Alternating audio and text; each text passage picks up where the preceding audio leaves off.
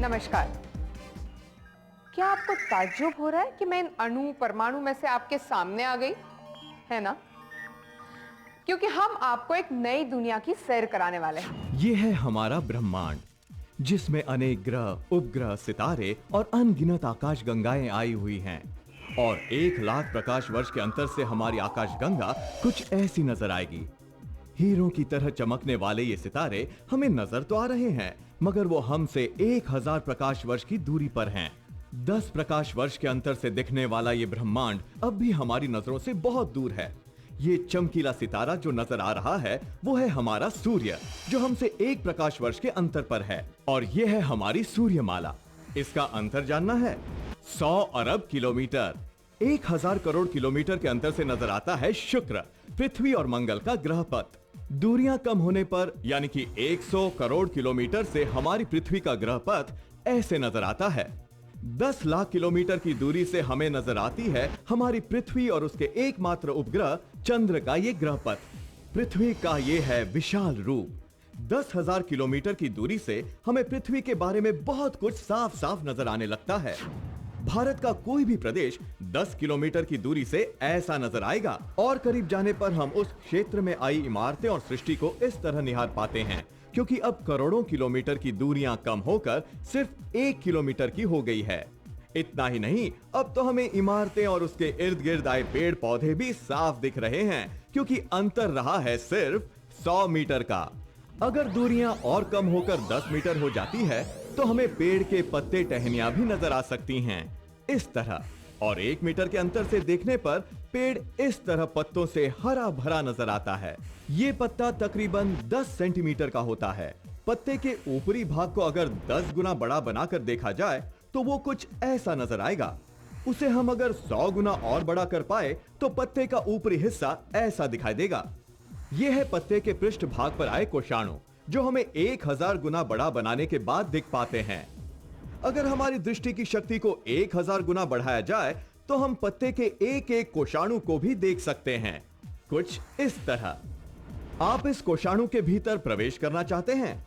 यह है पत्ते के एक कोषाणु का नाभिक। इसे 1 लाख गुना बढ़ाकर दिखाया गया है। यह है पत्ते के कोषाणु के भीतर आए नाभिक का जननिक रूप, जिसे देखने के लिए हमें ऐसा उपकरण चाहिए जो अति सूक्ष्म चीजों को 1 करोड़ गुना बड़ा बनाकर दिखा सके।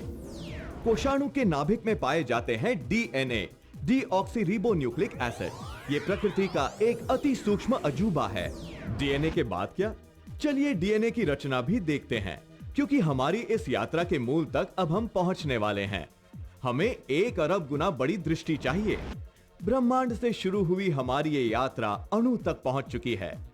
यह है कार्बन के अणु के आसपास फैला हुआ इलेक्ट्रॉन का बादल, जो हमें ब्रह्मांड दर्शन की याद दिलाता है। किसी भी पदार्थ का अति सूक्ष्म हिस्सा होता है अणु। इसी से जुड़ी है एक नई दुनिया। इस दुनिया का नाम है नैनो टेक्नोलॉजी। क्या कभी आपने इस नई टेक्नोलॉजी के बारे में सुना है? चलिए तो सबसे पहले हम जानते हैं कि नैनो टेक्नोलॉजी है क्या। नैनो टेक्नोलॉजी समझना बहुत आसान है। अगर हम किसी भी पदार्थ को विभाजित करते जाते हैं तो उसे हम 1 सेंटीमीटर भी छोटा बना सकते हैं। इसे अगर हम और भी विभाजित करते जाएंगे तो वो पदार्थ अति सूक्ष्म हो जाएगा। किसी भी पदार्थ का सबसे छोटा यूनिट है एटम। उसी तरह इमारत बांधने में सबसे छोटी इकाई है ईंट। ईंटों को हमारी डिजाइन के अनुसार रखकर हम अपनी मनचाही इमारत खड़ी कर सकते हैं।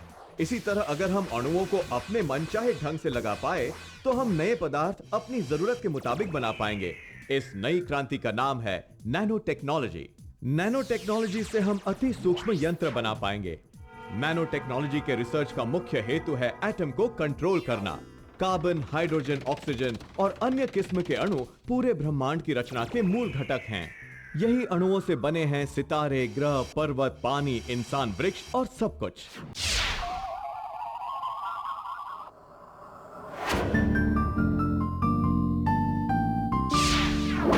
नैनो टेक्नोलॉजी से मटेरियल्स और डिवाइसेस को नैनोमीटर स्केल में बनाकर उन्हें एक नया रूप दिया जा सकता है।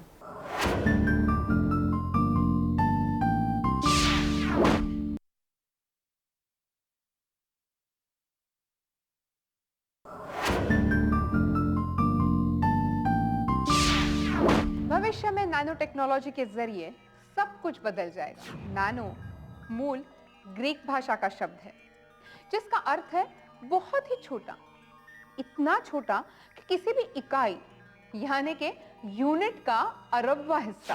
पहले ये जानते हैं कि मेट्रिक सिस्टम क्या है। 1790 में फ्रांस की क्रांति के दौरान अंतरराष्ट्रीय तौल और लंबाई के प्रमाण पहली बार तय किए गए। तरल यानी कि एक लिक्विड का यूनिट है 1 लीटर। समय का यूनिट है सेकंड और मिनट। तौल के यूनिट हैं ग्राम और किलोग्राम। लंबाई का सामान्य यूनिट है मीटर। घन यानी कि सॉलिड के लिए यूनिट है क्यूबिक सेंटीमीटर और क्यूबिक मीटर। और इस तरह दुनिया को मिले सिस्टम ऑफ मेजरमेंट्स। तो आइए जानते हैं नैनोमीटर आम लंबाई में अन्य चीजों की तुलना में कितना सूक्ष्म है। ये है हमारा मेट्रिक स्केल। 1 डेसीमीटर होता है 10⁻⁻1 मीटर और 1 सेंटीमीटर है 10⁻⁻2 मीटर। ये है स्केल जिसे 3 भागों में विभाजित किया जाता है, मिली स्केल, माइक्रो स्केल और नैनो स्केल। 1 मिलीमीटर है मीटर का 1000वां हिस्सा जिसमें 3 शून्य होते हैं। 1 माइक्रोमीटर है मीटर का 10 लाखवां हिस्सा जिसमें 6 शून्य होते हैं। जबकि 1 नैनोमीटर है 1 मीटर का 1 अरबवां हिस्सा जिसमें 10 शून्य होते हैं। पिकोमीटर होता है 1 मीटर का पद्म यानी कि ट्रिलियनवां हिस्सा जिसमें 12 शून्य होते हैं। और 1 मिलीमीटर है 10⁻³ मीटर। यह है पिन का सिर मतलब हेड जिसका कद 1 से 2 मिलीमीटर होता है। पेंसिल की लकीर 1 मिलीमीटर की होती है और मनुष्य के रक्त में आए रेड ब्लड सेल्स होते हैं सिर्फ 2 से 5 माइक्रोमीटर्स के। आपको जानकर ताज्जुब होगा कि हमारे शरीर के डीएनए होते हैं सिर्फ 2 से 5 नैनोमीटर के। 1 नैनोमीटर मनुष्य के एक बाल से भी 50,000 गुना कम है। नैनो टेक्नोलॉजी से बनाए गए ट्रांजिस्टर्स अति सूक्ष्म होते हैं। वो इतने सूक्ष्म होते हैं कि मनुष्य के एक बाल के व्यास में 1000 ट्रांजिस्टर्स फिट हो सकते हैं। टेक्नोलॉजी में आए क्रांतिकारी परिवर्तन की वजह से सारी चीजें बौनी बनने लगी। ये दुनिया के सबसे पहले बने कंप्यूटर्स में से एक है और इस तरह कंप्यूटर और भी छोटे होने लगे। आज तो हम लैपटॉप और पाम टॉप इस्तेमाल करने लगे हैं। बाबा आदम के जमाने का ये टेलीफोन धीरे धीरे अपना रूप बदलने लगा और उसका कद भी छोटा होने लगा। और आजकल तो मोबाइल का जमाना है। कभी टावर पर लगने वाली घड़ी कलाई पर आ गई। किसी ने सोचा भी न था कि परिवर्तन इतना आ जाएगा कि सब कुछ बौना होते जाएगा। कोई भी सब्सटेंस, भौतिक वस्तु अणु और अणु कणिकाओं के गठबंधन से हुआ है। विज्ञान की खोज से आज हमें ये पता चल सकता है कि किस तत्व की अणु रचना यानी कि एटॉमिक कॉन्फ़िगरेशन क्या है। और इस ज्ञान के हिमालय से अब बहने वाली है नैनो टेक्नोलॉजी की गंगा जो समूचे विश्व का कल्याण करने के लिए बहेगी।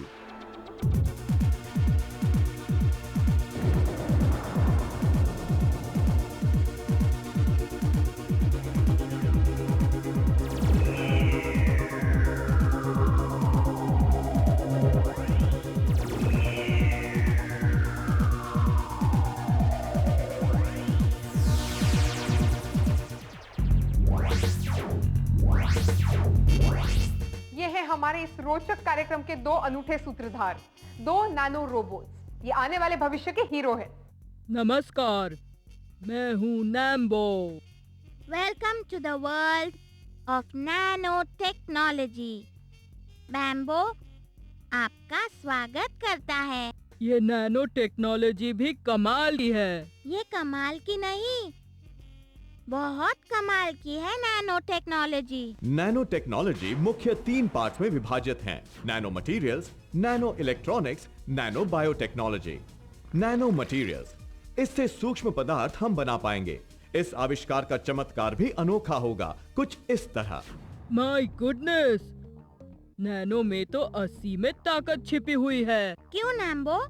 क्या इतनी ताकत कि वो सूरज की तेज किरणों से भी टक्कर ले सकती है? क्यों नहीं बैम्बो, नैनो पार्टिकल्स से बनी ये स्पेशल क्रीम सूरज की किरणों से त्वचा की रक्षा करती है। वो कैसे नैम्बो? इसमें इस्तेमाल किए गए नैनो पार्टिकल्स त्वचा को सूरज की अल्ट्रावायलेट रेस से बचाते हैं।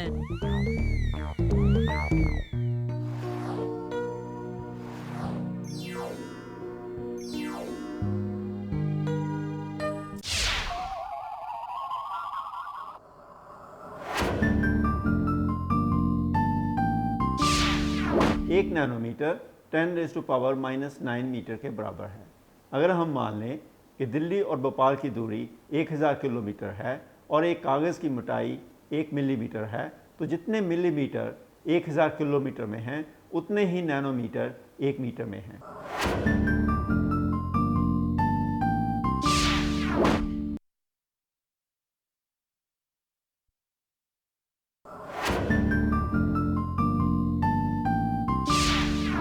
नैनो इलेक्ट्रॉनिक्स की नैनो टेक्नोलॉजी में अहम भूमिका होगी इस तरह। यह है एक आम दिखने वाला लॉकेट, मगर यह लॉकेट नैनो इलेक्ट्रॉनिक्स का कमाल का चमत्कार है। हृदय के विकारों से पीड़ित व्यक्ति के लिए यह लॉकेट जान बचाने वाला गैजेट बन सकता है। यह लॉकेट का वैज्ञानिक नाम है लैब ऑन चिप। इसे पहनने वाले के ब्लड प्रेशर या हृदय की धड़कन में थोड़ा भी परिवर्तन आ जाए तो यह लॉकेट अपना काम शुरू कर देता है। जैसे हृदय की धड़कनें ज्यादा बढ़ जाती हैं या कम हो जाती हैं, तो उसका इलेक्ट्रोकार्डियोग्राम यानी कि ईसीजी एसएमएस के जरिए सीधा जाता है डॉक्टर के मोबाइल में।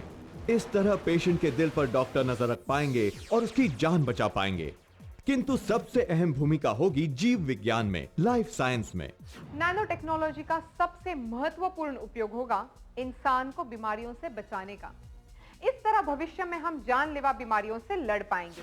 नैनो टेक्नोलॉजी से बने ये नैनो रोबोट नैम्बो और बैम्बो इंसान के शरीर के अंदर प्रवेश करेंगे। ये रोबोट्स बहुत ही सूक्ष्म होंगे, हमारी तरह। Very very small.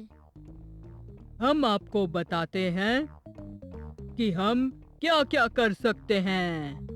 Here we go. Nano technology से बने नैनो रोबो मनुष्य की रक्तवाहिनी से शरीर के भीतर प्रवेश करेंगे और जिन कोषाणु या तो कोशिका मतलब जो सेल बीमार है या तो जिस सेल को मार हटाना है उसी का खात्मा करेंगे।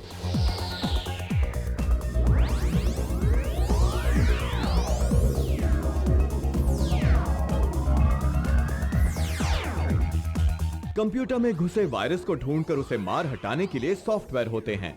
इसी तरह भविष्य में मानव डीएनए का विश्लेषण करने वाली नैनो चिप नैनो टेक्नोलॉजी से बनाई जाएगी। इससे हम वर्तमान की बीमारियां तो जान ही पाएंगे, मगर भविष्य में आने वाली बीमारियों के बारे में भी पता चल जाएगा। इतना ही नहीं, डीएनए की रचना बदलकर उसकी प्रतिकार शक्ति भी बढ़ाई जाएगी।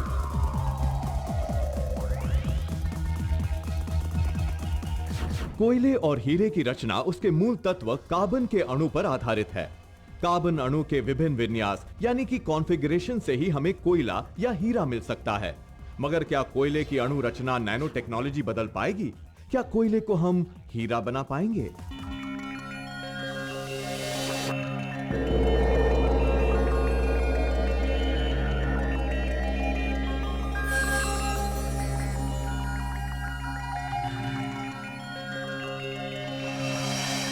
हाँ हाँ, कोयले को हीरा बनाना इतना आसान नहीं है।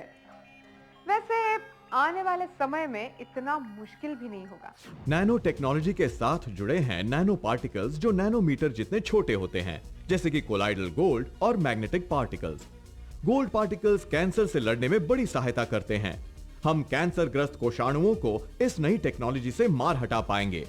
आइए गोल्ड नैनो पार्टिकल की खास बातें जानते हैं।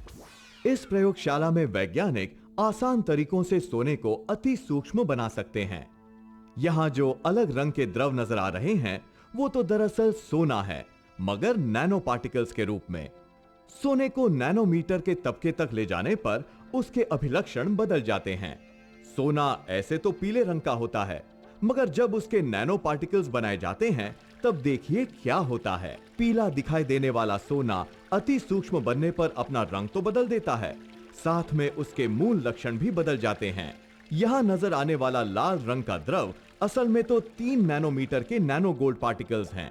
जब भी किसी मूल पदार्थ को हम अति सूक्ष्म बनाते हैं तब उसके समूचे गुण बदल जाते हैं, इस गोल्ड नैनो पार्टिकल्स की तरह। नैनो टेक्नोलॉजी के जरिए उड़ान क्षेत्र में भी अर्थात एरोस्पेस में भी परिवर्तन आने वाले हैं। इतना ही नहीं, ऑटोमोबाइल उद्योग भी तेज रफ्तार से बदल जाएगा। नैनो टेक्नोलॉजी की सहायता से हम स्टील से भी अनेक गुना मजबूत और उससे वजन में कई गुना हल्की धातु बना पाएंगे, और ये चमत्कार होगा नैनो टेक्नोलॉजी से।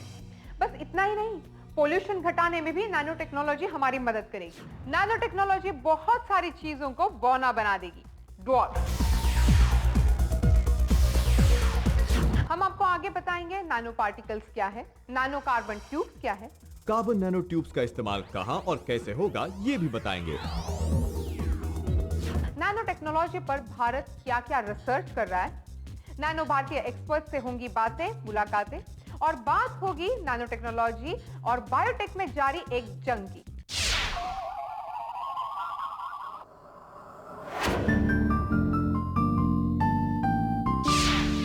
नैनो टेक्नोलॉजी की दो विशेषताएं हैं। पहली विशेषता है कि मटेरियल्स या डिवाइसेस की प्रॉपर्टी उनकी साइज़ पर निर्भर करती है।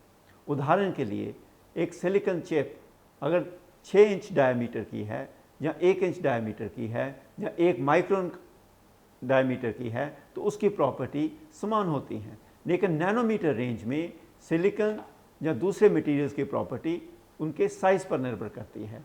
नैनो टेक्नोलॉजी की दूसरी विशेषता है कि डिवाइसेस या मटेरियल्स को नैनो स्केल पर बनाना। इससे हम मोटर्स या वेइंग मशीन या एक वर्किंग फैन एक स्मॉल स्केल पर बना सकते हैं। तो नैनो स्केल पर बनी हुई ये डिवाइसेस की प्रॉपर्टी, उनकी सेंसिटिविटी, उनकी एक्यूरेसी नॉर्मल डिवाइसेस से बहुत ज़्यादा बढ़ा सकते हैं।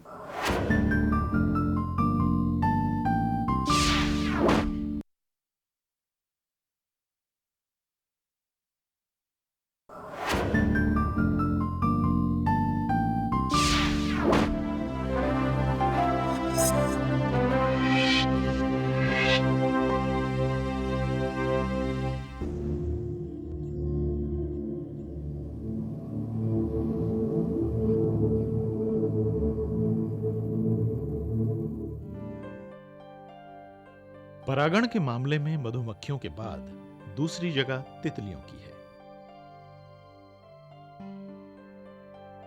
तितलियों के पंखों पर बने चमकदार रंगों वाले विन्यास छोटे छोटे रंगीन शलकों से बनते हैं, जो उनके पंखों पर पड़ने वाली सूरज की रोशनी के हिसाब से रंग बदलते रहते हैं। तितली का मुंह या दांत नहीं होते। ये नलिका जैसे एक लचीले लंबे अंग से पराग को अपना आहार बनाती है। इस अंग को प्रोबोसिस कहते हैं। तितली के जीवन चक्र को मेटामॉर्फोसिस कहते हैं। ये 4 चरण वाली एक पेचीदा प्रक्रिया होती है। तितली की अलग अलग प्रजातियां अलग अलग पौधों की पत्तियों के नीचे की तरफ अंडे देती हैं।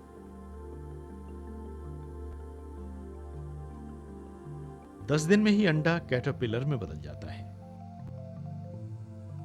अब यह कैटरपिलर इस पौधे को खाते हुए अपनी त्वचा छोड़ जाता है और बड़ा होता जाता है।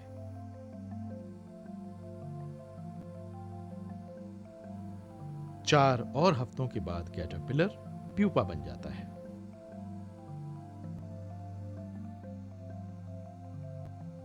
प्यूपा के भीतर एक हैरत अंगेज परिवर्तन होता रहता है।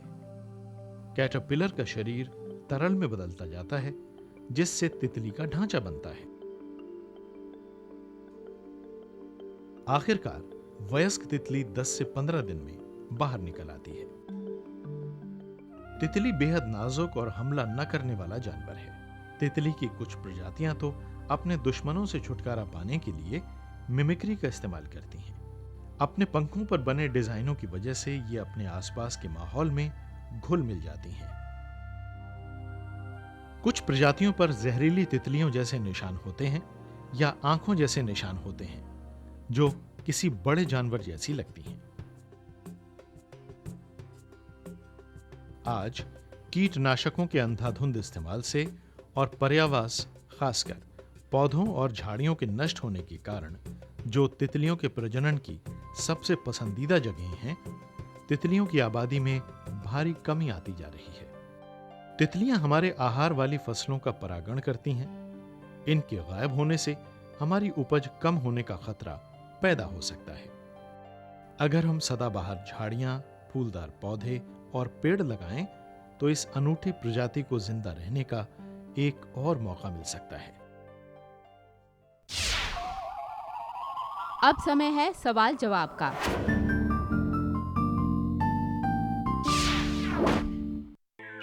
हमारा आज का सवाल है, नैनो शब्द किस भाषा से लिया गया है? ए ग्रीक, बी रोमन या सी चीनी? इसका जवाब हमें 10 दिन के अंदर इस पते पर मिल जाना चाहिए। विज्ञान प्रसार C24 कुतुब इंस्टीट्यूशनल एरिया, नई दिल्ली 110016। आप हमें ईमेल भी कर सकते हैं। हमारा ईमेल आईडी है contest@vigyanprasar.gov.in। यदि आपके पास कोई सुझाव है तो आप हमारे पते पर जरूर भेजिए या ईमेल कर सकते हैं info@vigyanprasar.gov.in पर। नैनो टेक्नोलॉजी सारी दुनिया को घुमा देगी। तो फिर मिलेंगे। Till then, good bye.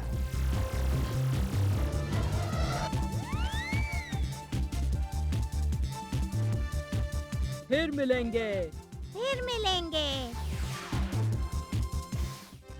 अगले एपिसोड में हम चर्चा करेंगे कि किस प्रकार नैनो टेक्नोलॉजी आईसीज यानी इंटीग्रेटेड सर्किट्स को अत्यधिक छोटा करके उनकी कार्यकुशलता को बढ़ा रही है। हमारे खगोलीय पड़ोसी कितने दूर कितने पास के कॉन्टेस्ट नंबर 10, 11, 12 के परिणाम के बारे में विजेताओं को व्यक्तिगत रूप से सूचित किया जा रहा है और प्राइजेस विज्ञान प्रसार द्वारा उनके पते पर भेजे जा रहे हैं।